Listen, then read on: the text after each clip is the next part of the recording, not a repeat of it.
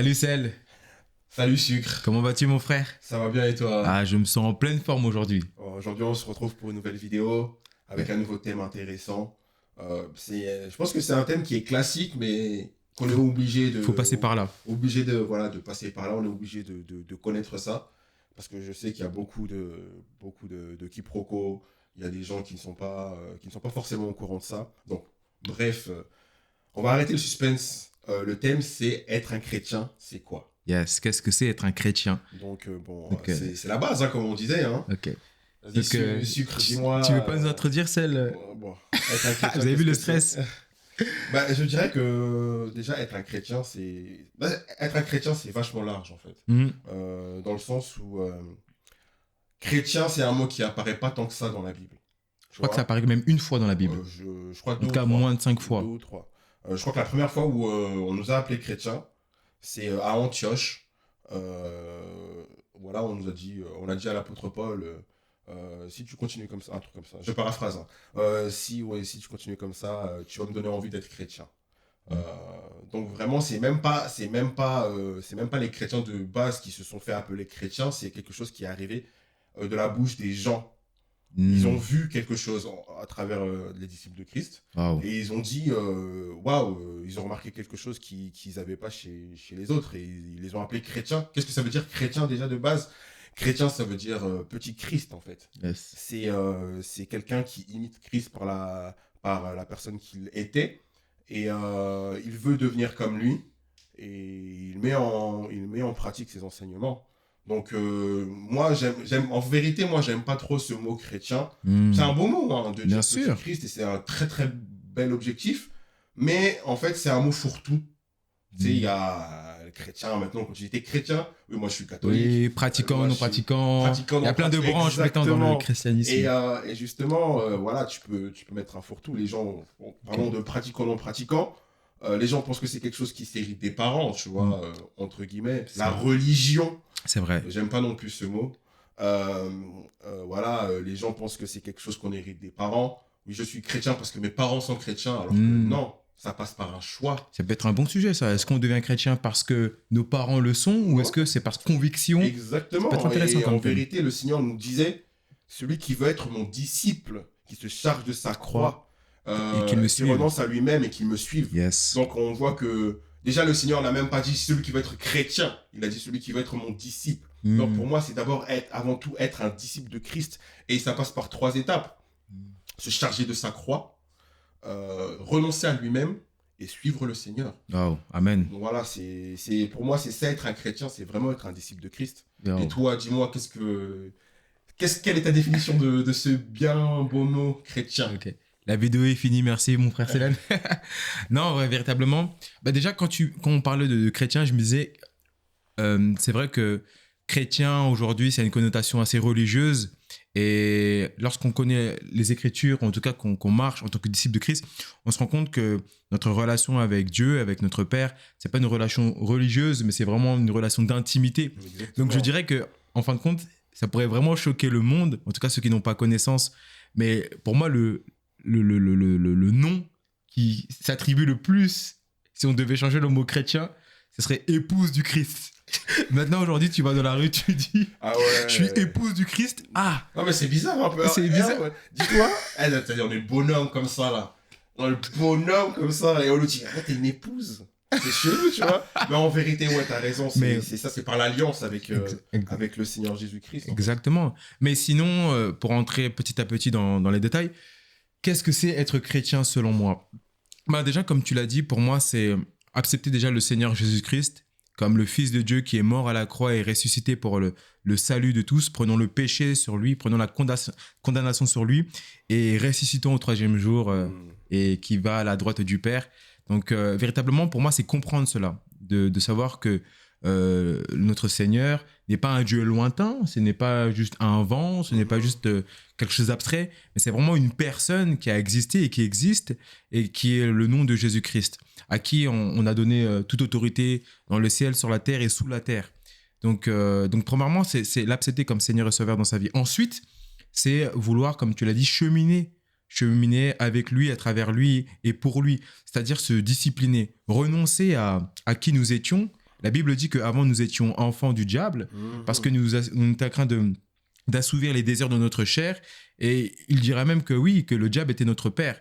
Mais lorsqu'on l'accepte comme Seigneur et Sauveur, alors du coup, on quitte cette identité, ce corps adamique, on va dire, parce que le péché est rentré par Adam, donc on peut dire qu'avant, nous étions dans un corps adamique, et qu'ensuite, on rentre vraiment dans le corps du Christ. Amen. Et donc, pour moi, en fait, c'est simplement changer de voie, en fait. C'est suivre la marche tracée par notre Seigneur. C'est-à-dire qu'avant, parfois, nous pouvions être on était dans les ténèbres, on marchait un peu à la vue. Et là, en fait, le Seigneur, en fait, a prévu une voie pour nous. Il a balisé des choses. Il y a sa parole qui nous permet de ne pas chuter. La Bible dira même que la parole de l'Éternel est une lampe à mes pieds. Donc, cela signifie que tu vois où tu marches. Donc, pour moi, c'est vraiment une marche où peut-être tu peux être fatigué, qui peut être lourd. Le Seigneur, comme tu l'as dit, nous invite à porter notre croix. Donc, ça veut dire renoncer à soi-même, mais en même temps être témoin du Christ. C'est-à-dire que lorsque tu portes ta croix et tu marches vers le sommet, par exemple, vers Golgotha, alors il y a des gens qui te voient, il porte sa croix. Parfois, ça peut être douloureux. Des gens vont t'aider, comme le Seigneur Jésus-Christ, lorsqu'il est monté à la croix, s'est fait aider par Simon. En tout cas, par un Simon. Et donc, du coup, il y a des gens qui vont t'aider dans ton cheminement, mais en tout cas, ça portera du bon fruit. Parce qu'en plus d'avoir ton salut à toi, tu permettras en fait à d'autres d'être sauvés. Et c'est pour ça que j'aime beaucoup dire que pour moi, être chrétien, c'est comprendre aussi qu'on est sauvé pour sauver. Donc, c'est annoncer l'évangile, c'est aussi démontrer l'amour de Jésus. C'est très important. Parfois, aujourd'hui, on ne parle pas assez de l'amour, mais la Bible nous dit que c'est la base de toutes choses. Il y a la foi, il y a l'espérance, mais la plus grande d'entre tous, c'est l'amour. Et en même temps aussi, démontrer aussi la puissance de Dieu. Mais je pense qu'on en parlera. Parce que notre Seigneur nous a donné sa parole. Et à travers sa parole, il nous dit dans Marc 16, 17, « Voici les signes qui accompagneront ceux qui auront cru en mon nom. Et ils chasseront les démons, ils parleront d'autres langues. S'ils boivent des breuvages mortels, aucun mal ne leur sera fait. Ils attraperont les serpents. Ils imposeront les mains aux malades et ils seront guéris. » Donc en fin de compte, en fait, être chrétien pour moi, c'est prendre compte que je ne suis pas Sullivan, Damascène ou autre. Je ne suis pas que sucre. Je ne suis pas que papa, je suis enfant de Dieu. C'est que mon identité, elle est en tant qu'enfant de Dieu. Et voilà. Et donc, du coup, ça me permet de te poser une question. Est-ce qu'aujourd'hui, le fait d'être chrétien, c'est pour toi une force, une faiblesse? Est-ce que tu le caches, le fait d'être chrétien, ou est-ce que tu l'exposes? Quel est ton regard par rapport à ça, Celle? Je dirais que oui, bien sûr que c'est une force. C'est une force parce qu'être chrétien, c'est avoir l'espérance. C'est avoir l'espérance que malgré les coups, malgré les blessures, malgré les chutes, demain est un autre jour et le Seigneur finira par se glorifier. Amen. Tu vois, parce qu'il a des promesses envers nous. Yes. Et il a des projets de paix, non de malheur, tu vois, pour nous donner de l'avenir et de l'espérance. Et toutes ces promesses-là, elles sont écrites dans sa parole, dans sa Bible. Oui, bon, certains disent que oui, la Bible ne contient pas l'entièreté de la parole de Dieu. Oui, c'est vrai que la Bible n'est pas un livre qui retransmet tout ce que Dieu a fait, tu vois. Je dirais peut-être que c'est un condensé, parce que si on devait retransmettre tout ce que Dieu a fait depuis la création du monde, il n'y aurait même pas assez de feuilles sur cette planète pour pouvoir tout écrire. Et l'apôtre Paul disait même, vous connaissez en partie, vous prophétisez en partie. C'est-à-dire que c'est vrai qu'on ne connaît pas tout, mais on a le Saint-Esprit. Exactement. Et donc, oui, c'est connaître les promesses qu'il a faites pour nous et de pouvoir aussi y croire. Pouvoir y croire et de pouvoir les confesser, parce que la parole a une véritable puissance. Et lorsqu'on parle de la parole, l'ennemi aussi entend. Et face à la parole, lui, il est impuissant. Amen. Donc, c'est pouvoir se remémorer à chaque fois les promesses que le Seigneur va faire, parce que peut-être qu'on peut vivre dans une réalité qui ne les manifeste pas tout de suite, tu vois. Par exemple, le Seigneur je sais pas, il prévoit qu'on soit un grand évangéliste qui va aller dans les nations, et pour le moment, je sais pas, on vit encore chez nos parents, c'est un peu compliqué, on n'a même pas l'argent de pouvoir subvenir à nos propres besoins, et il nous voit déjà aller faire des campagnes d'évangélisation, des croisades dans différents pays. Et voilà, la réalité ne manifestera peut-être pas tout de suite les fruits de la promesse de Dieu, mais la réalité et la vérité sont deux choses différentes. Yes. La parole est une parole de vérité, c'est-à-dire que c'est un fait. Et même si ce n'est pas le moment, la parole et la promesse que le Seigneur a faite Yes. est véridique et elle est vraie, c'est la vérité. Et peut-être que la réalité ne manifeste pas encore cette vérité-là, mais en confessant la parole de vérité avec une foi sincère, eh ben, tu vas transformer ta réalité en la vérité. Yes. C'est en ça aussi que c'est une force d'être chrétien. Et est-ce que c'est quelque chose que j'expose de manière ostentatoire? Oui et non, j'ai envie de dire.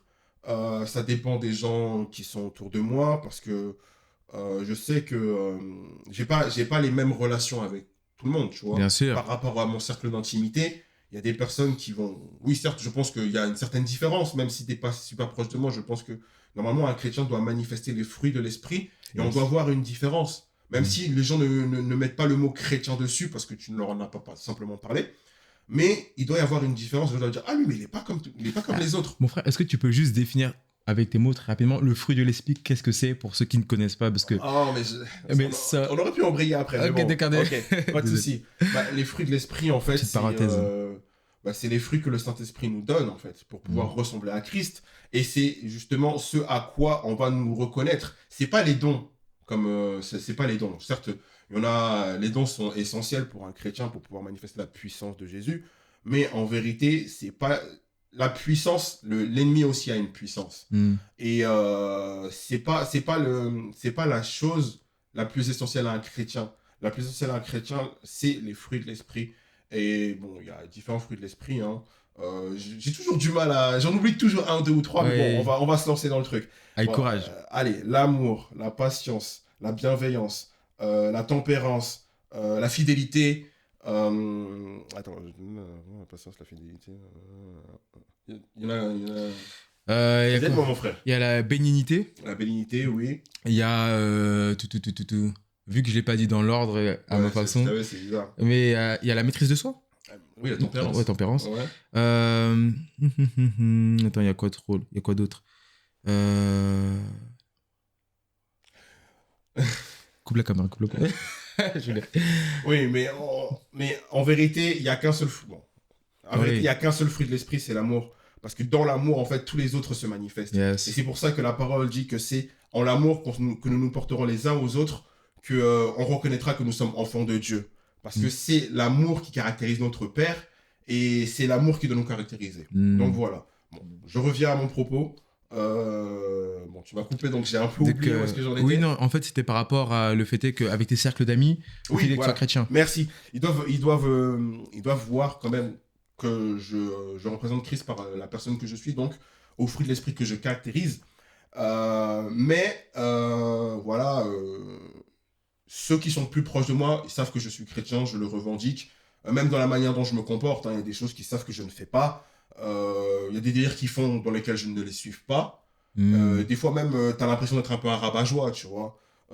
Quand ils veulent faire des trucs, tu leur dis, t'essayes de glisser une petite parole, ouais, non, tu devrais pas faire ça parce que ça fait pas du bien à ton âme, tu vois. Le Seigneur a des projets pour toi. Il veut pas que tu demeures dans cette situation. Ce genre de choses. Donc, tu as l'impression d'être un rabat-joie. Mais oui, d'une certaine manière, en fait, être un chrétien, c'est pas dire, c'est faire, c'est être. Yes. Tu vois.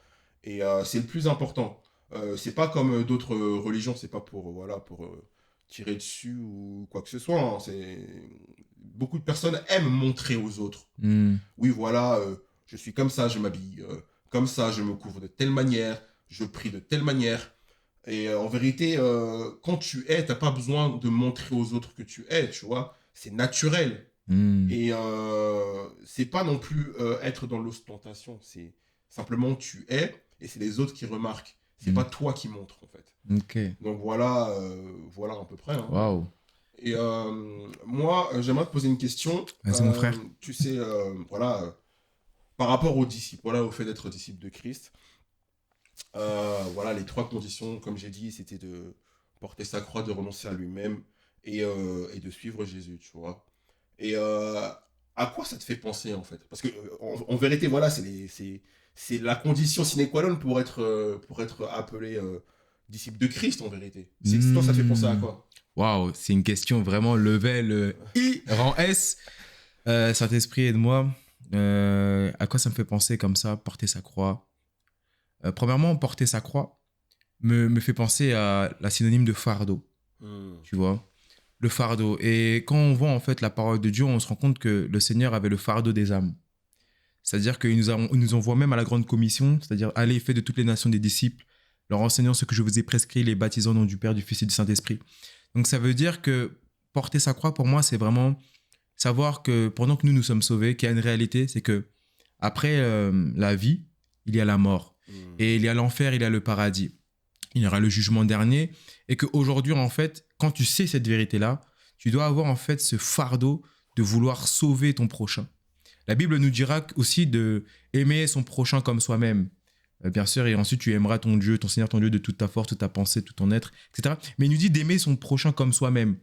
Et en fait, porter ce fardeau-là, avoir cette croix-là, c'est de se dire, j'aime mon prochain comme moi-même.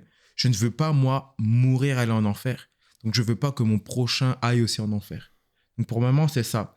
Ensuite, deuxièmement, tu m'as dit, c'est porter sa croix. À soi-même. Renoncer à soi-même. Voilà, renoncer à soi-même, c'est se dépouiller. C'est-à-dire que la Bible nous dit que le Seigneur Jésus-Christ n'a pas regardé à son égalité avec Dieu le Père.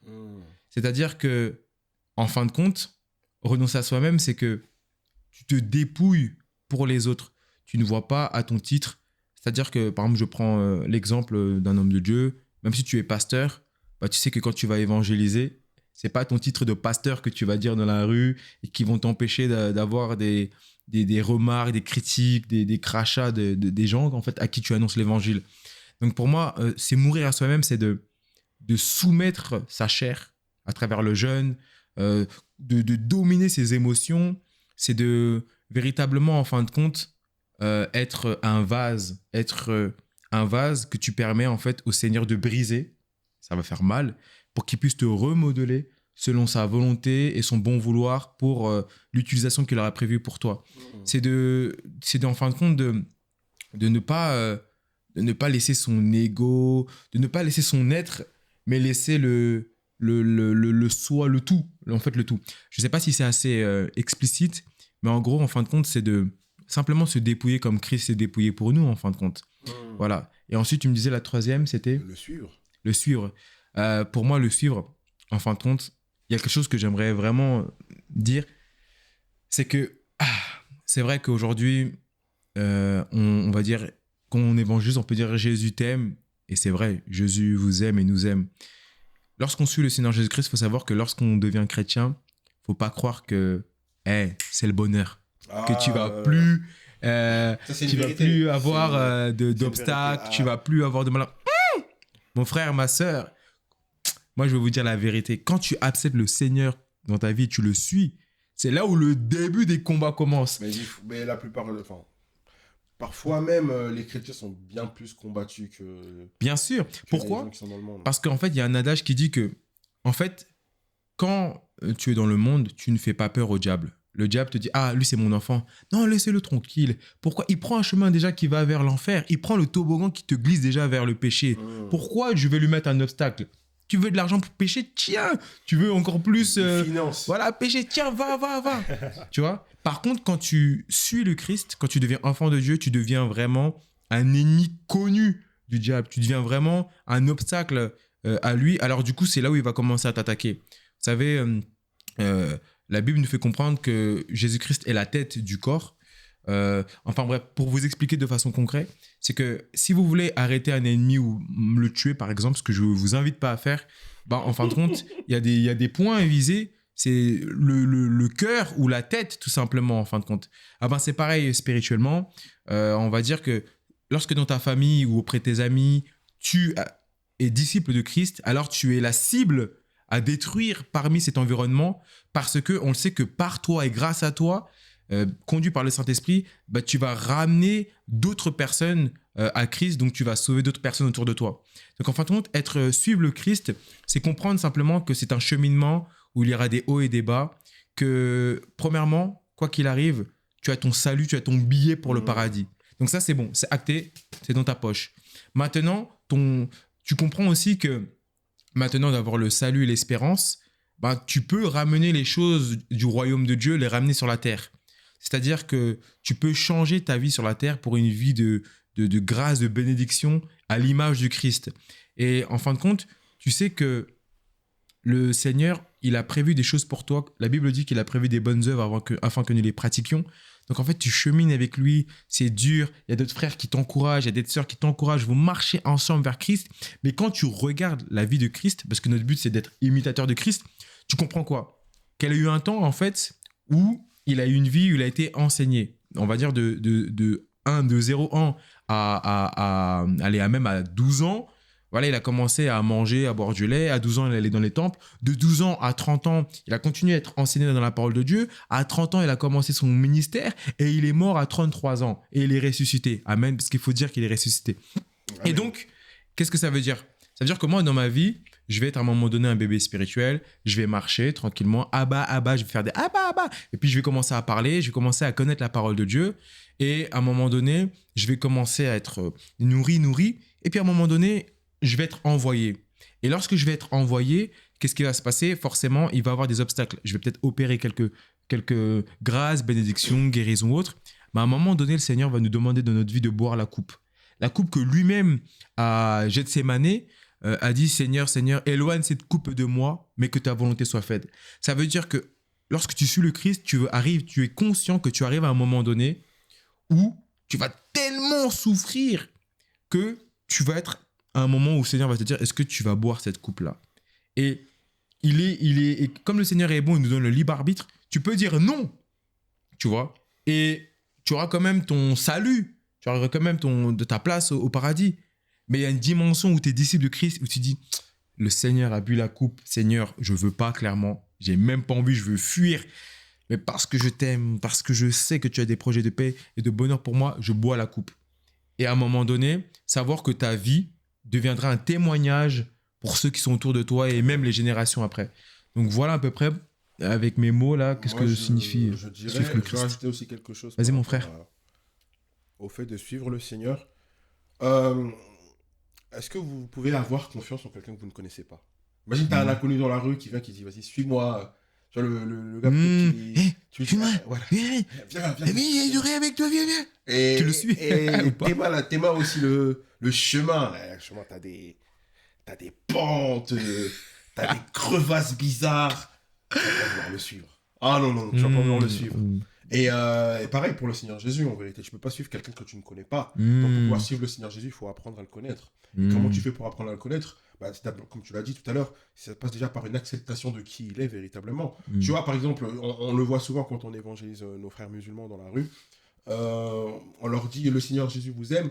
On leur demande s'ils connaissent Jésus. Ils disent, oui, je connais Jésus, c'est un prophète. Ça, le prophète. Comment peux-tu en fait connaître quelqu'un, aimer quelqu'un, si tu ne le connais pas et tu n'aimes pas dans son entièreté, tu vois. Jésus était un prophète, oui, mais c'est pas qu'un simple prophète. C'est le Fils de Dieu, c'est Dieu qui s'est fait chair, qui est venu marcher auprès de nous pour nous montrer la voie, pour se faire sacrifice, pour porter le poids de nos péchés et pour les racheter en faisant couler son sang, tu vois. Il est ressuscité, il est monté à la droite du Père. Amen. Et une fois que tu le connais véritablement dans son entièreté, dans sa globalité, là, tu peux vouloir le suivre, tu vois. Mais il faut vraiment apprendre à connaître quelqu'un pour lui faire confiance et pour le suivre. Et aussi, comme je dis, en l'acceptant, mais aussi en lisant sa parole. Parce qu'une fois que tu lis ta parole, tu t'habitues en fait à la manière dont il parle. Tu t'habitues à sa voix et ça te permet aussi de discerner sa voix pour pouvoir le suivre. Très important. Parce que si tu n'entends pas sa voix, tu ne peux pas le suivre. Tu peux te perdre. Tu vois. C'est ça. Et si je peux mettre une parenthèse, oui, vraiment, la Bible nous dit que mes brebis entendent ma voix. Je les connais et elles me suivent. Donc, c'est très important de méditer la parole de Dieu. Vas-y, je te laisse reprendre, mon frère. Et oui, voilà. C'est en connaissant sa voix que tu peux apprendre à le suivre. Parce que la vie chrétienne est compliquée. Parfois, il y a nos propres voix qui parlent. La voix de notre propre chair. Il y a le diable qui nous parle. Et il y a le Seigneur Jésus aussi qui nous parle. Il faut apprendre à discerner la voix du Seigneur pour demeurer sur les voies qu'il prépare pour nous. Donc, il y a ça aussi à prendre en compte. Et aussi, dans le porter sa croix, moi, je vois le fait de porter sa croix comme la responsabilité. Tu sais, en tant que chrétien, on a des droits. Le Seigneur nous donne des droits, mais là, on a aussi des devoirs. Et on doit se charger de ces devoirs-là pour marcher. Le Seigneur veut que nous prenions, par exemple, dans la responsabilité, on doit prendre soin de nous-mêmes.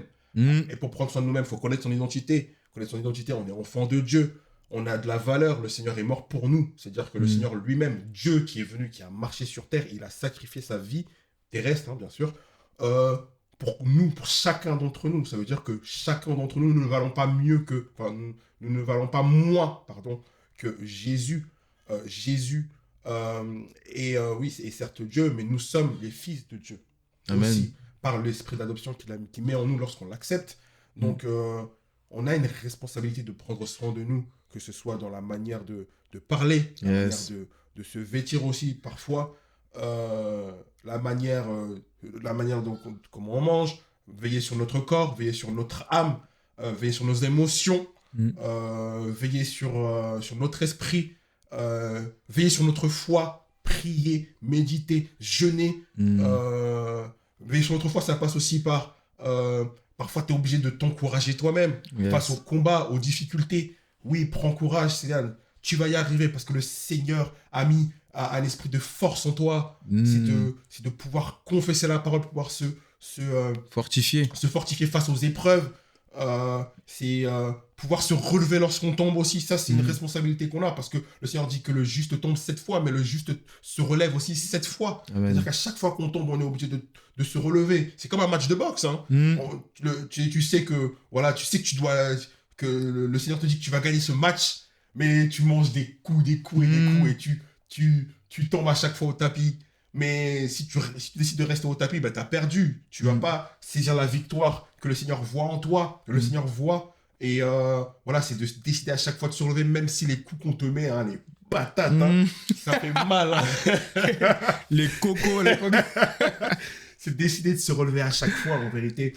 Et voilà, c'est en ça il y a plein d'autres responsabilités qu'on a. Mais aussi se charger, comme tu disais, du fardeau du Seigneur, les âmes. Parce que le Seigneur, oui, certes, le Seigneur peut descendre sur terre et dire, voilà, suivez-moi, c'est moi, tu vois.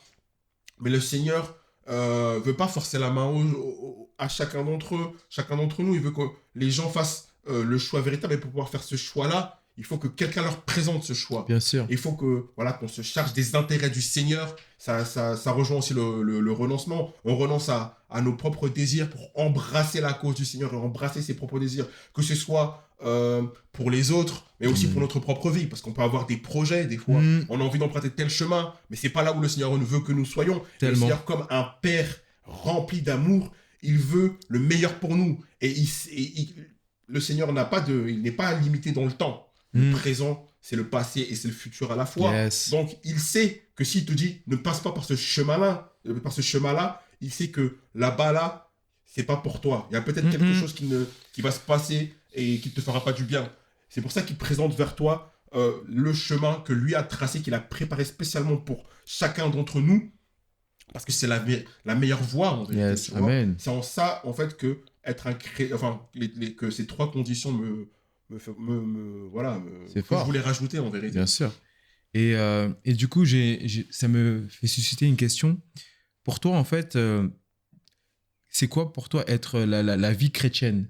Si par exemple, les gens se demandent, c'est quoi le quotidien d'un chrétien? C'est quoi sa routine en fin de compte?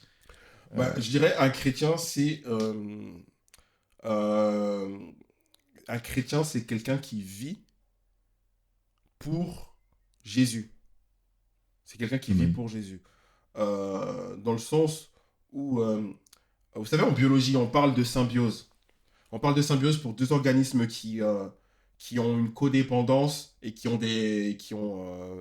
leur vie, donc, entre guillemets, qui dépendent l'une de l'autre, mais qui s'apportent des bienfaits. Et être un chrétien, c'est quelqu'un qui vit en symbiose, qui est censé vivre en symbiose avec Christ, avoir la symbiose la plus parfaite avec Christ, parce que Christ a des bienfaits pour nous. Donc, c'est de pouvoir, d'avoir une relation sincère et d'intimité avec la personne avec qui on vit en symbiose. Donc, voilà, la relation, c'est comme toi et ta femme, par exemple. Ta relation, tu ne peux pas vivre dans une maison et jamais vous adresser la parole. Il faut nourrir votre relation. Et c'est pareil avec Jésus. faut nourrir la relation avec Jésus, passer du temps ensemble dans l'intimité, comme un couple qui passerait son temps dans l'intimité dans la chambre. Eh ben, nous sommes l'épouse de Christ. Ah bon, c'est pas, Amen. on a un coït spirituel, on peut dire ça comme ça, avec Christ. Le titre, ça va être Covid spirituel en Christ. Dinguerie. Mais amen. Et oui, voilà, notre chambre, c'est notre lieu d'intimité avec Jésus. Bon, c'est pas dans les draps, c'est à genoux. Ça peut être à genoux, ça peut être debout, en vérité, ça peut être couché aussi. Ça. Mais voilà, c'est passer du temps dans l'intimité avec Christ, en se parlant, en lui confiant notre journée, en lui parlant de notre journée, en lui confiant nos aspirations, en lui confiant nos déceptions. Voilà, Christ est vraiment un confident pour nous, un ami. Amen. Et voilà, et c'est aussi être le fils, je dirais le fils d'un milliardaire, dans le sens où tu sais que ton père est milliardaire, parce qu'il possède toutes les richesses du monde. Et un fils de milliardaire ne se comporte pas comme le fils du dernier, du dernier ouvrier, je dirais. Quelqu'un qui avance avec une certaine assurance. Et on respecte les ouvriers. Hein. Oui. Franchement, vous faites un véritable travail. Oh là là, c'est vraiment les phrases des gens qui... vous respectez les ouvriers. Non, vraiment. Je sais, je te taquine. Voilà, il n'y a aucune... Bien sûr, connotation négative, péjorative. Insulte, c'est vraiment un exemple voilà, pour illustrer. Voilà, le fils du milliardaire marche avec une certaine assurance. Bon, dans le monde, ils peuvent être très orgueilleux. En Christ, l'orgueil n'est pas de Dieu. Mais voilà, tu marches avec une assurance. Tu n'es pas comme les autres parce que tu sais que toi, tu as pris conscience de la valeur que tu as. Okay. Et certes, voilà, en soi, tu connais en fait l'intimité du père. S'il y a quelque chose qui te tracasse, tu peux aller voir ton père milliardaire. Tu dis, papa, voilà, j'ai un petit souci. J'ai fait un accident avec ma voiture. Et voilà, il te donne une nouvelle voiture. Bah, c'est pareil avec Christ. Toi, tu as un souci, et parce que tu connais le maître de ce monde, tu vas auprès de lui et il va régler tes soucis. Certes, ça peut prendre du temps. Certes, parfois, c'est nous-mêmes qui devons prendre les choses en main, dans le sens où tu dois toi-même combattre dans le spirituel pour pouvoir libérer ces choses-là. Mais voilà, tu brandis le nom de Jésus. Amen. Comme un fils brandirait la carte bancaire, un fils d'un milliardaire brandirait la carte bancaire de son père. Et oui, voilà, Non, c'est fort ce que tu dis. J'aimerais vraiment préciser sur le fait que quand tu es chrétien, en fait, tu comprends que Dieu, c'est pas une... Comment on dit ça ? Tu vois, une lampe d'Aladin, c'est pas un génie de la lampe qui apparaît. Dieu, donne-moi argent, donne-moi femme, donne-moi. C'est pas comme ça. Hein. C'est vraiment comme mon frère l'a dit, c'est une relation d'un père avec son enfant. Vous savez, en tant que parent, par exemple, voilà, moi, ma fille, bon, elle est petite, elle a 3 mois depuis quelques jours, merci Jésus. Mais admettons que elle me demande, papa, je veux manger tous les jours McDo. Alors, je pourrais lui accorder en voulant lui faire plaisir, mais en tant que père, je sais que cela n'est pas bon pour elle. Voilà. Elle n'a pas cette vision-là, mais moi, de ce que je vois, de mon point de vue, je sais que ce n'est pas bon pour elle, alors je ne vais pas lui accorder ce qu'elle veut, mais je lui donnerai du riz avec des légumes, et peut-être qu'elle ne va pas être contente, mais c'est ça qu'elle va manger parce que ça sera bon pour elle. Eh ben, c'est pareil, en fait, avec notre Seigneur, avec Dieu, c'est qu'en fin de compte, on peut lui demander, on peut lui soumettre des choses, mais il faut comprendre qu'il nous donnera ce qui est bon pour nous. Aussi. Toujours ce qui est bon pour nous. Et en fin de compte, être chrétien aussi, c'est quelque chose de merveilleux, c'est de comprendre que, premièrement, alors il faudrait, juste avant que j'explique, mettre certaines notions pour ceux qui ne connaissent pas. Alors, nous, en tant que chrétiens, on n'a qu'un seul Dieu, d'accord ? Mais ce Dieu-là, en fait, peut être décliné en trois aspects. En fait, il y a Dieu le Père, il y a le Fils, donc Jésus, et il y a le Saint-Esprit. J'aime beaucoup cette image que les gens utilisent pour que ce soit assez imagé. Vous voyez l'eau, la composante H2O, elle peut être déclinée en solide, le glaçon, en liquide, comme l'eau, et en gazeux, comme la vapeur. Ça reste de l'eau, mais sous différentes... Ça reste toujours la même composante H2O, ça reste toujours de l'eau. Ben, c'est pareil avec Dieu, en fin de compte. Et en fait, lorsque tu es enfant de Dieu, lorsque tu reconnais le Seigneur Jésus-Christ, comme ton Seigneur et Sauveur, alors en fait, tu reçois le Saint-Esprit en toi. Et le Saint-Esprit, c'est l'Esprit de Dieu qui demeure en toi. Alors tu comprends aussi qu'en étant enfant de Dieu, tu deviens en fait le temple du Saint-Esprit, tu deviens le corps du Saint-Esprit en fin de compte. Et cela me fait penser aussi au tabernacle, voilà. Mais enfin bref, tout ça pour dire que tu as le Saint-Esprit en toi et le Saint-Esprit est appelé comme le consolateur, le paraklétos. C'est en fait, comment vous expliquer? Vous avez parfois une conscience, d'accord? Vous avez une super conscience. Par exemple, Dieu a mis en nous une intelligence qui fait que lorsque, je sais pas, tu t'apprêtes à tuer un être humain, ce qu'il ne faut pas faire, tu vas avoir peut-être une réticence normalement quand tout fonctionne bien et tu vas dire non, non, voilà, tu vas regretter et tu vas pas vouloir passer à l'acte. Ah ben, le Saint-Esprit, en fin de compte, c'est la personne, c'est la personne de Dieu en toi qui, en fait, te parle, te guide, te conseille, te fortifie dans ta marche en tant que chrétien. C'est-à-dire que, par exemple, tu peux être là dans la vie de tous les jours et comme le frère l'a dit, en tant que chrétien, on doit s'armer de beaucoup de choses, de la prière. Voilà, la Bible nous invite à prier sans cesse. On doit prier, on doit avoir une vie de méditation de la parole de Dieu. Et c'est ça qu'on doit faire. Ce n'est pas facile. Moi-même, le premier, je lutte tous les jours, aller dans le secret ou tous les jours à méditer la parole de Dieu. Mais c'est ça, en fait, le style de vie minimum qu'on doit avoir. Et ensuite, le Saint-Esprit te conseille, va te dire, ah, lis cette parole, va t'attarder sur un mot, sur un sens, va te révéler des choses dans des songes, dans des rêves, va te dire, non, ne va pas là-bas, ne fais pas ceci. C'est vraiment la personne de Dieu qui est en toi et à qui tu parles tous les jours. Et c'est pour ça qu'en tant que chrétien, il faut être sensible à ce que l'Esprit nous dit parce que, comme le frère l'a dit, il y a beaucoup de choses. Notre chair va désirer des choses. Le diable va vouloir nous mettre des pensées. Mais en fin de compte, il faut écouter le Saint-Esprit, donc écouter Dieu qui est en nous, parce qu'il y a Dieu en nous, sur nous et avec nous, mais ça sera d'autres notions. Mais écouter Dieu qui te parle et qui te dit en fait ce que toi tu as besoin de vivre et de faire pour aller là où il t'attend. Donc, être chrétien, c'est merveilleux. C'est comprendre aussi que, honnêtement, la vraie joie, elle n'est pas, pas dans le titre être chrétien, mais d'être enfant de Dieu. La joie véritable. Pas la joie du monde, mais la paix. Vous savez, par la grâce de Dieu, aujourd'hui, je sais, et je sais que c'est le demain avec mon frère, qu'aujourd'hui, si je dois mourir, j'ai l'espérance que je serai au paradis.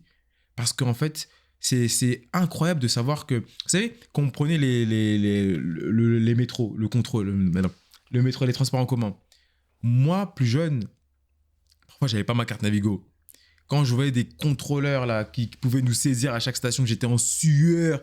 Je voyais même, parfois, j'étais tenté de faire des choses pas bien, tu vois, imiter comme si j'étais handicapé ou, tu vois, faire semblant que tu dors parler comme ça. dans une autre langue. Les gens, ils font genre, tu comprends pas français. Tu comprends pas. Tu vois, t'imites. Après, ils font, OK, monsieur, les papiers, l'amende. Tu vois, t'étais forcé de faire ça. T'avais chaud ou parfois tu disais, OK, peut-être que dans 2 stations, il y aura un contrôleur. Je vais descendre maintenant et marcher à pied comme ça, au moins. Et tu vois, t'es pas dans la paix. Alors que là, quand tu as le Seigneur Jésus-Christ. C'est comme si tu avais ta carte Navigo toute ta vie. Tu étais tranquille. Et même carrément, l'abonnement, il a été payé pour toi. Premium, formule premium. Et en fait, c'est ça, c'est l'assurance de la paix. Donc, en fin de compte, être chrétien, c'est comprendre que la vérité, c'est qu'on est la lumière de ce monde. La Bible dit que la création tout entière attend avec un ardent désir la révélation des fils de Dieu. Et quand on met fils, on met aussi filles, bien sûr. Mais en fin de compte, c'est de comprendre que tu es la lumière de ce monde. Et la Bible dira encore que la lumière ne se met pas sous la table, mais sur la table pour éclairer toute la pièce. Donc en fait, tu comprends que, tu as la responsabilité d'annoncer l'évangile, du salut de ton prochain, mais tu as aussi la responsabilité de l'exemplarité, parce que en fin de compte, tu es l'image de Christ. Et les gens, quand tu dis que tu es chrétien, les gens ne vont pas voir Dieu, ne vont pas voir Jésus, mais ils vont regarder toi. Et en te regardant toi, ils vont se faire une idée de comment est Jésus. C'est pour ça que le témoignage est très puissant. Tu peux voir quelqu'un qui avait une vie d'impudicité, une vie où tu te dis non mais lui, comme les gens aiment dire, foutu pour foutu, lui c'est bon, ça sert à rien, on peut pas miser sur lui. Et tu vois que on a peut-être le Seigneur dans sa vie. Il a été transformé, il a été renouvelé dans son intelligence. Là où peut-être qu'il avait des addictions, maintenant il est libéré. Là où avant il parlait dans un langage un peu mal poli, tu vois, il parle bien, soutenu, il a la joie et tout. Tu te dis, mais c'est pas possible, t'as gagné au loto ou autre. Non, j'ai accepté le Seigneur Jésus-Christ. Et là, tu vois le fruit là-dedans. Et tu te dis, mais attends, Les gens, ils prêtent pas attention. Mais moi, je t'ai connu. Je t'ai vu quand tu restais en bas du bloc, en bas du bâtiment pendant 24 heures. Tu mangeais n'importe quoi, tu buvais l'alcool à gogo. Et là, maintenant, t'es sobre, t'es bien. Moi, je sais que Dieu existe parce que pour t'avoir transformé de là où tu étais là, c'est qu'obligé Dieu existe. Et c'est ça, en fait, ce fruit qui te montre que le Seigneur est vivant. Donc voilà. Amen. Moi, j'ai une question pour toi. Yes. Tu sais, on a trop souvent entendu des hommes, des femmes, des gens qui disent, voilà, je suis chrétien non pratiquant. Toi, toi, quand t'entends ça, qu'est-ce que t'en penses, toi, des personnes qui disent ça, en fait? Je rigole. En bref, vous savez, en fait, j'essaie de répondre avec sagesse. En vérité, quand on comprend vraiment la définition d'être chrétien, lorsqu'on dit qu'on est chrétien non pratiquant, c'est qu'en fait, on n'a pas véritablement compris ce qu'est être chrétien selon la parole de Dieu. En fin de compte, la Bible, non, je sais que ce que je vais dire peut être assez violent, dans une société où on essaie de diluer beaucoup de choses, mais la Bible, elle est radicale. C'est blanc ou c'est noir, c'est oui ou c'est non. Ouais. C'est tu es chrétien ou tu n'es pas chrétien. On considère que la Bible, c'est la vérité. Enfin, la parole de Dieu, c'est la vérité. C'est ça. La vérité, elle prend pas de gants. La vérité, voilà, c'est. Exactement, une épée à double tranchant. Voilà, ça fait du bien, ça fait du mal, mais c'est la vérité. C'est ça. Ni bien ni mauvais, c'est la vérité. Tu vois. Exactement. Donc en fait, pour moi, les gens qui s'expriment comme étant chrétiens non pratiquants, c'est simplement qu'ils ne sont pas chrétiens. Parce que quand tu me dis chrétien non pratiquant, j'ai envie de te dire, mais qu'est-ce que tu entends par pratiquer ? Parce qu'en fin de compte, c'est peut-être que tu vois le côté religieux où tu dois faire certaines tâches pour être chrétien. Donc moi, je suis chrétien de cœur, mais par contre, je fais pas ces tâches-là. Je ne vais pas donner de l'argent aux pauvres, je ne vais pas faire l'humanitaire, je ne vais pas lire la Bible. Non, c'est pas ça. En fait, quand tu es chrétien, véritablement, c'est parce que tu prends tout ce cheminement. Tu sais que tu as le Seigneur Jésus-Christ en toi. Tu sais que tu n'es pas parfait. Bien sûr qu'on n'est pas parfait. Même en vérité, il peut t'arriver sur ton chemin même de pécher, mais tu reviens toujours, tu demandes pardon, tu te repens, c'est un processus. Et en fin de compte, être chrétien, c'est comprendre d'où tu viens, où tu vas, ce que tu dois faire et le faire avec l'aide du Saint-Esprit. Et c'est aussi se discipliner à certains niveaux. On ne demande pas dès maintenant d'être carré, mais de commencer par les petites choses. Commence premièrement à connaître qui est Jésus pour toi. Commence à méditer la parole de Dieu. Tu peux même commencer à lire 5 minutes par jour, prier un peu. Dans ta prière, tu sais que... Parce qu'en fait, ceux qui disent que je suis chrétien non pratiquant, ils ont aussi parfois l'image que prier, c'est réciter certaines choses, comme certaines personnes vont dire « Je vous salue Marie », alors que non. C'est véritablement comprendre que tu parles avec ton père. Et donc, quand tu parles avec ton... Imaginez que maintenant, que moi, je vais voir mon père et je dis tous les jours, parce que si je prends cette prière, « Bonjour papa, merci d'être dans ma vie. C'est une grâce pour moi d'être avec toi. Merci de m'avoir mis au monde. Que l'amour soit avec toi. » Tous les jours, notre conversation, c'est ça. « Bonjour papa. » C'est une folie. C'est mon père... C'est une folie. Maman, je dis ça à mon père. Maman, posez les mains. Non mais voilà, vous comprenez en fin de compte. C'est beaucoup plus simple que ça. C'est simplement, tu viens, bonjour papa, voilà, je t'aime. Aujourd'hui, c'était pas facile la journée. Mais voilà, en tout cas, je te demande de m'aider, de me fortifier. Voilà. T'ouvres ton cœur en fin de compte, tu vois. Je repense encore à ça. Et en fin de compte, pour moi, ceux qui disent que je suis chrétien non pratiquant, c'est que c'est comme un téléchargement qui s'est pas fini ou qui n'a pas encore vraiment été commencé. Moi, je dirais que c'est, prenons la parabole, une maison, voilà, notre maison qui représente notre vie, le Seigneur qui frappe à notre porte, voilà. Et nous, on connaît le Seigneur, enfin, le chrétien non pratiquant, on connaît le Seigneur, il le laisse entrer dans sa maison, mais il ignore. Il le laisse dans une pièce comme ça, il continue de faire sa vie. Waouh, c'est fort. Là, il est posé, il attend de déverser toutes les bénédictions, de parler avec lui, de rentrer dans une véritable intimité, mais le chrétien non pratiquant est occupé à faire les tâches dans sa maison, un peu comme Marie et Marthe. Je pense à ça. Exactement. Et voilà, ça me fait penser à ça, parce que en fait, les chrétiens non pratiquants connaissent Jésus. la plupart du temps. Des fois, ils l'ont accepté, des fois, ils ne l'ont pas accepté. Ça, c'est pour ceux qui font la distinction entre le fait d'appartenir à une famille chrétienne et le fait d'être chrétien. Mais ceux qui l'ont accepté décident de manière volontaire de ne pas prendre part à cette relation avec Jésus. Pourtant, ils l'ont accepté, tu vois un peu. Donc, c'est un peu une maltraitance émotionnelle, j'ai envie de dire. Waouh. Non, mais c'est oui, fort, c'est pour, ce que voilà, tu dis. et pour ceux qui pensent qu'être chrétien, c'est faire partie d'une famille chrétienne, c'est simplement qu'ils n'ont pas accepté. Ils n'ont pas fait le choix volontaire. Ils pensent que parce que les parents, peut-être, sont plus engagés dans leur relation avec le Christ, que ça fait en sorte qu'eux, peut-être, ils n'ont pas besoin de se mettre à corps et âme dans cette relation. Peut-être qu'ils n'en ressentent pas le besoin. Mais ça me fait penser aussi à une vidéo que j'ai vue et j'ai trouvé ça super pertinent. Ah, dis-nous en plus. C'est une vidéo d'un monsieur, il est en train de manger un bon steak et il y a un de ses amis qui rentre et qui lui dit « Mais Gérard, qu'est-ce que tu fais? Je croyais que tu étais vegan. » Et il lui dit « Ah si, je suis vegan, mais non pratiquant. » Et il mange son steak, tu vois. Okay. Et tu te rends compte que... Moi, j'ai vu cette vidéo, je me suis dit « Ah ouais, c'est fort, c'est fort. » Et ça montre en vrai à quel point c'est pas... j'ai pas envie de dire de mots trop forts, hein. Je dirais que c'est pas logique, pour rester assez mesuré, d'être chrétien non pratiquant dans le sens où tu es censé avoir des convictions en étant chrétien. Mais ces convictions-là, tu décides de ne pas les suivre, en fait. Et qu'est-ce qu'un chrétien sans conviction, sans valeur? Bien sûr.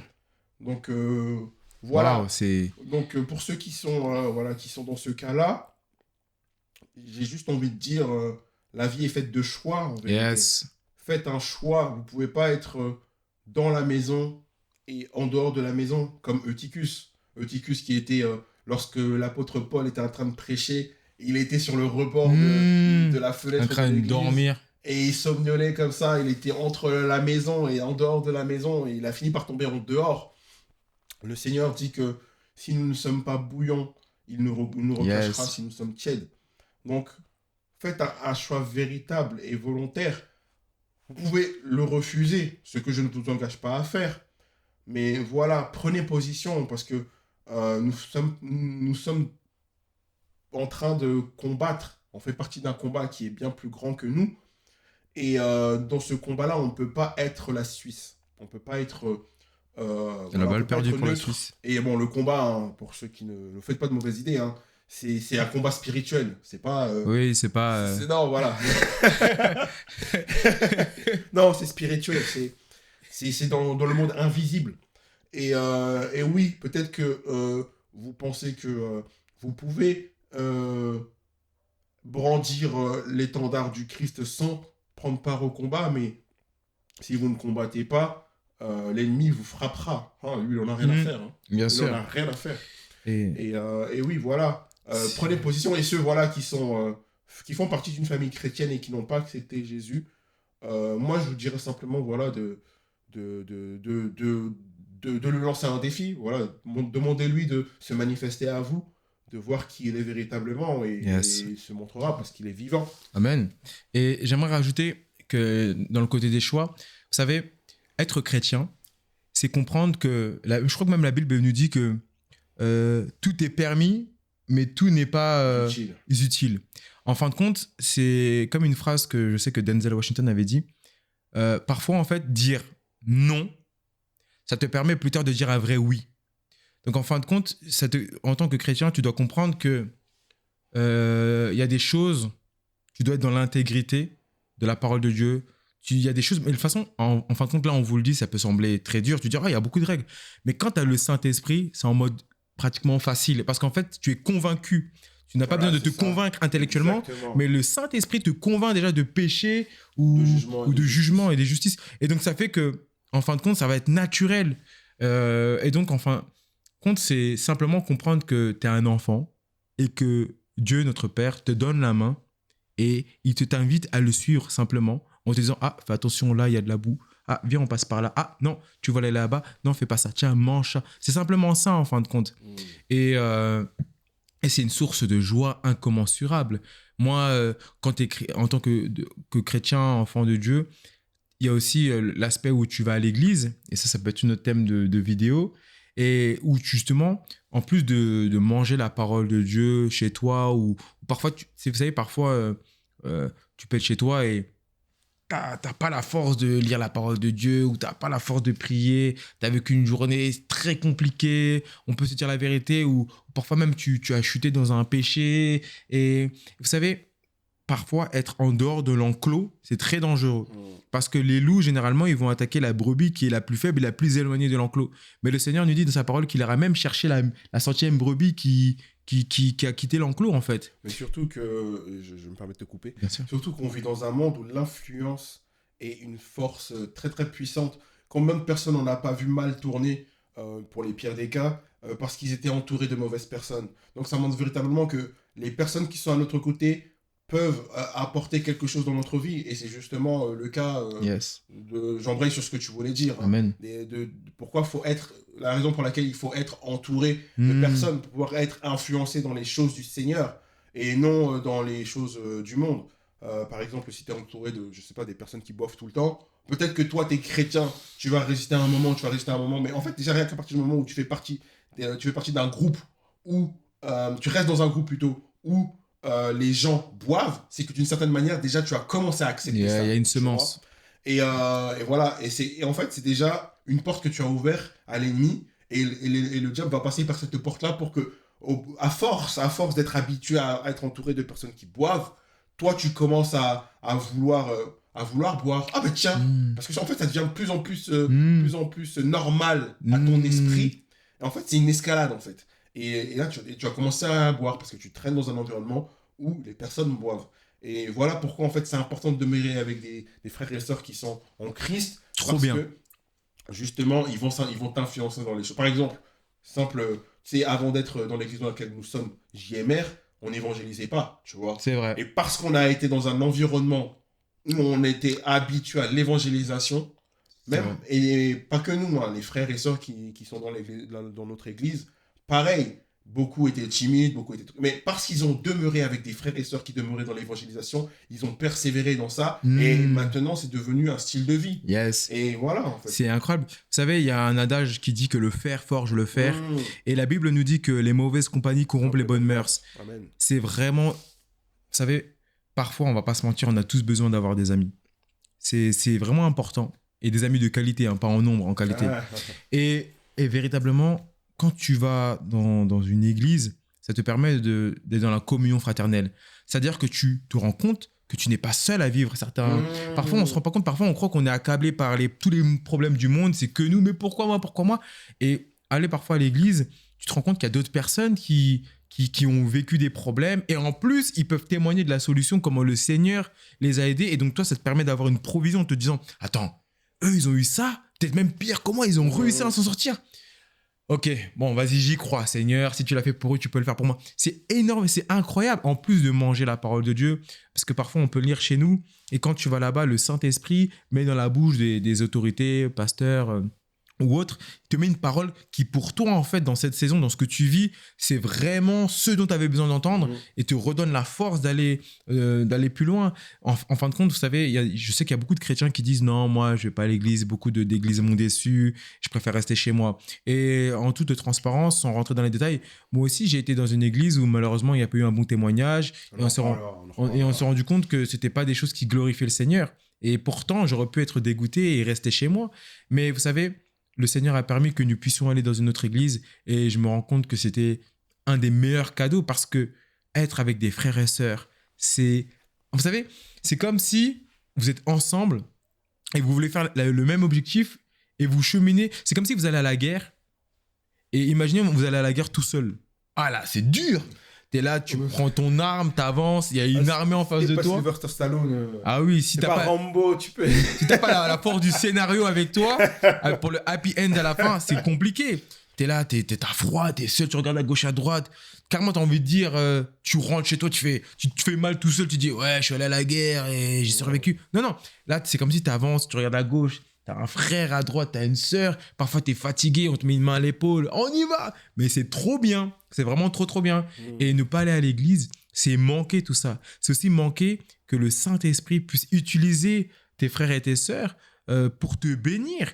Je veux dire, moi, j'ai été béni par des frères parfois pour certains projets, que ce soit financièrement, en termes de prière, Amen, amen. en termes de témoignages. C'est une joie de même se réjouir des mariages. Par exemple, dans une église, il y en a un qui se marie, mais tout le monde se marie. Il y a une l'onction C'est la du joie, mariage. amen. C'est la joie, c'est Mais, incroyable. mais oui, bon, je vais te couper, hein, parce que Vas-y, là, mon tu frère. embrayes trop sur le thème de l'église. Et c'est un thème qu'on va devoir, C'est vrai, qu'on va vouloir aborder. aborder plus tard. Il faut pas qu'on n'ait plus rien à On dire. fait pas de spoil. Donc, oui, tu as raison. Être chrétien, c'est aussi faire partie d'un corps, comme tu disais. Yes. Mais ouais, donc moi, je sais pas si tu as d'autres choses à rajouter. Mais Pour moi, c'est j'aimerais embrayer sur une petite conclusion, si tu le veux bien. Bien sûr, avec grand plaisir. Alors, au final, je dirais que être un chrétien, c'est être un arbre. Ouh, ok. Pourquoi un arbre? All right. In English. Tu peux le dire en anglais? To be a Christian, Ok, you so ready. it's be a tree. Ok. Un peu moins stylé. Vas-y, je te laisse Avec reprendre mon l'accent frère. chrétien, avec l'accent L'accent français. Ok. Alors, pourquoi un arbre? Parce que déjà, un arbre, c'est une semence qui a été plantée et qui a éclose. Et pour tout un chacun, il y a quelque chose, justement, notre foi est le fruit d'une semence. Que ce soit par nos parents, nos amis, un évangéliste qu'on a croisé dans la rue, ou, notre foi a été transmise par quelqu'un, en fait. Yes. Et cette semence a été arrosée par le Saint-Esprit et a commencé, en fait, à donner une plante. Et cette plante, en fait, en grandissant, a donné un arbre. Et quand on regarde l'arbre, il est composé à deux sphères différentes, en fait. Il y a la sphère visuelle, la sphère physique, Yes. que tout le monde voit, celle qui est à la vue de tous. Ça, c'est notre vie telle que chacun la voit. C'est notre témoignage, tout ce qu'on peut représenter, que les gens voient. Et la sphère qui est souterraine, vraiment, celle qui est invisible. Et dans cette sphère-là, il y a les racines. Et un grand arbre est un arbre qui a des racines profondes. Yes. Et un chrétien, justement, dans cette sphère invisible, se bâtit au travers de la prière, de la méditation, des jeûnes, de l'évangélisation, de toute activité spirituelle qui nourrit son âme et son esprit et qui permet à ses racines d'être profondément ancrées et qui permet en fait à son tronc de bien se développer, de donner un arbre. Je pense que l'arbre, c'est un peu comme l'iceberg. Bon, l'iceberg, il n'y a pas une partie que je vais développer, mais l'iceberg, je dirais que c'est 70-30 en termes de pourcentage. Ou l'autre Pareto, ouais. 80-20 aussi. 80-20 aussi. Sous la mer sous-marine, enfin 80% de l'iceberg est sous la mer, et pour 20% visible à tous. Et c'est ce qui permet à l'iceberg de flotter. C'est pareil pour l'arbre, en fait. C'est les racines qui permettent à l'arbre de se maintenir. Amen. De se maintenir et d'être bien élevé, d'avoir un tronc bien solide. Magnifique. Et une fois que l'arbre, en fait, est à la vue de tous, qu'il est bien grand, qu'il est bien fort, l'arbre commence à donner du fruit. Et c'est pareil pour un chrétien qui a une vie spirituelle qui est bien nourrie, qui est bien bâtie. Il va commencer à donner du fruit. Les gens vont commencer à voir les résultats de sa relation avec le Christ sur sa vie physique, à la vue de tous. Et le fruit d'un chrétien, par exemple, tu connais la réponse. Le fruit d'un chrétien, c'est quoi, mon frère? Le fruit d'un chrétien? Le fruit d'un chrétien, c'est un autre chrétien? Amen. You're so ready. Amen, amen. Le fruit d'un chrétien, C'est les examens contrôle surprise. les fruits d'un chrétien, c'est un autre chrétien. Parce que les gens vont voir les fruits dans ta vie, vont voir ce que Christ a fait pour toi, vont voir comment Christ t'a changé. Et ces choses-là vont attirer les personnes vers toi, et ils vont vouloir avoir ce que toi tu as. Et en leur donnant ce que toi tu as, c'est-à-dire Christ, tu vas faire d'eux un nouveau disciple de Christ, donc un nouveau chrétien, donc le fruit de ta vie. Voilà pourquoi, pour moi, un chrétien représente un arbre. Waouh. Et pour finir, j'aimerais dire que de la même façon que le frère a dit qu'un chrétien, ça représente un arbre, eh ben, j'aimerais vous dire que si on est beaucoup de chrétiens, à la fin, on représentera une forêt. Amen. Et c'est quelque chose d'imposant, de fort. Et tu sais ce que donne la forêt?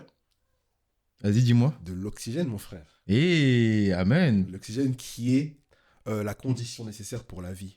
Waouh, c'est fort. Plus de l'eau, hein, mais C'est fort. Ouais. Et si je développe, tu sais, l'éclair, elle tombe sur quoi?